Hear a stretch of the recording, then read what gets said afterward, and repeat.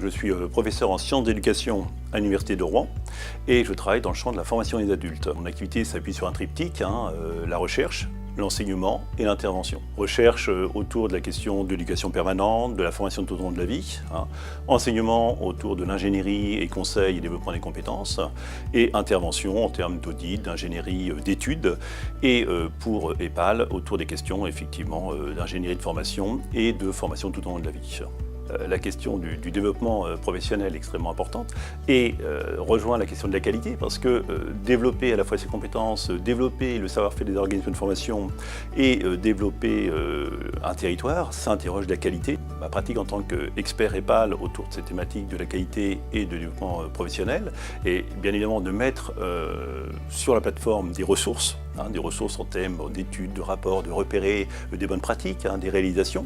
C'est aussi interroger les pratiques en mettant des blogs, essayer de questionner un petit peu les pratiques et que ceux qui viennent sur la plateforme poursuivent leur interrogation et leur développement professionnel. C'est aussi dans ce cadre-là participer à des journées thématiques avec d'autres collègues experts dans d'autres régions. C'est aussi en proposer une. C'est aussi faire du lien avec ses propres interventions auprès de professionnels, auprès d'étudiants, auprès de son université ou dans d'autres structures en France, en Europe ou à l'international.